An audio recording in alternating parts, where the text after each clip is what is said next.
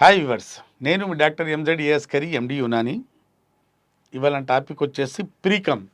Precum అంటే ఏంటి? ఒక అమ్మాయితో ఫోన్లో మాట్లాడుతున్నా, లేదా అమ్మాయి పక్కనే కూర్చున్నా, హగ్ చేసుకున్నా, లేకుంటే సెక్స్ గురించి ఏమైనా ముచ్చటించినా, ఒక చుక్క రెండు చుక్కలు వీర్యం బయటికి రావటం, దానికే ప్రీకమ్ అంటారు.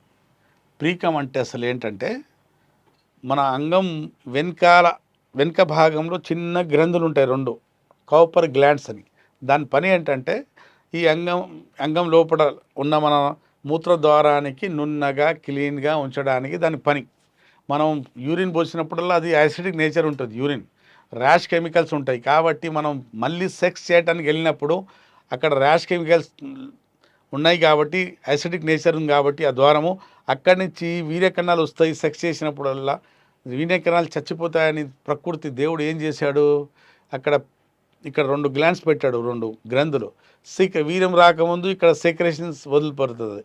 ఆ సెక్రేషన్ ఇక్కడ దారిని నున్నగా పెట్టి ఆ దారిని ఆల్కలైన్ నేచర్గా మారుతుంది.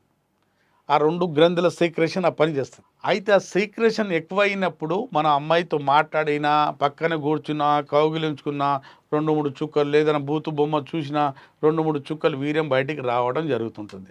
దానికే ప్రీకమ్ అంటారు. ఇది చాలామందికి ఇబ్బంది పెడుతుంటుంది. ఎక్కడైనా ఎయిర్పోర్ట్లో కూర్చున్నావా, బస్సులో కూర్చున్నావా, ప్లేన్లో కూర్చున్నావా, పక్కన అమ్మాయి కూర్చున్నా అండర్వేర్కి వచ్చి రెండు మూడు చుక్కలు తగులుతుంటుంది. చాలామంది చాలా సందర్భాల్లో మాకు ఫోన్లు చేసి, సార్ జిగురు నీళ్ళు వస్తుంది అంటుంటారు. ఇది ప్రీకమ్. డాక్టర్లు చాలామంది ఏమంటారంటే, ఏం కాదమ్మా, మనకు మంచి వంటకాలు చూసినప్పుడు నోట్లో నీళ్ళు వస్తుంది కదా, మంచి అమ్మాయిలకు చూసినప్పుడు, స్త్రీలకు చూసినప్పుడు ఇలా అంగంలో నీళ్ళు వస్తుంది, అది ఏం కాదంటారు. తప్పది. నోట్లో నీళ్ళు, మంచి వంటకాలు చూసినప్పుడు నోట్లో నీళ్లు రావాలి కానీ బయటికి రాకూడదు. బయటికి వస్తే చొల్లు వస్తుంది అంటారు. అలాగే అమ్మాయికి చూసినా కూడా అంగంలో స్తంభన చలనం రావాలి కానీ చుక్కలు బయటకు రావద్దు. అది బయటకు వస్తే దానిలో ఏదో వ్యాధి ఉన్నట్టే, దానికి యునాని వ్యాధి కిందే పరిగణిస్తుంది.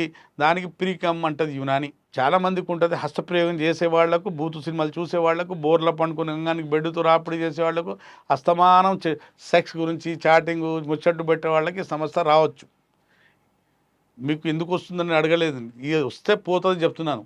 ఇట్లాంటి మీకు వ్యసనాలు ఉండి ఉంటే ఆపేసేయండి.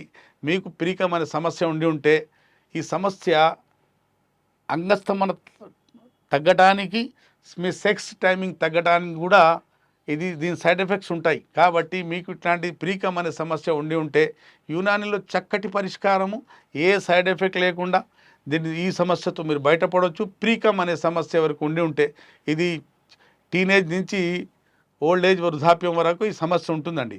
ఎవరికి ఉన్నా కూడా వచ్చి ఈ సమస్యకు ట్రీట్మెంట్ తీసుకుంటే సమస్యతో మీరు బయటపడవచ్చు. స్క్రీన్ మీద ఉన్న నెంబర్ చూశారు కదండి. మీరు వరల్డ్ వైడ్ ఎక్కడున్నా కూడా మీరు పెయిడ్ కన్సల్టేషన్ తీసుకుని నాతో మాట్లాడవచ్చు. దగ్గరలో ఉంటే నేరుగా వచ్చి కలిసి ట్రీట్మెంట్ తీసుకోవచ్చు.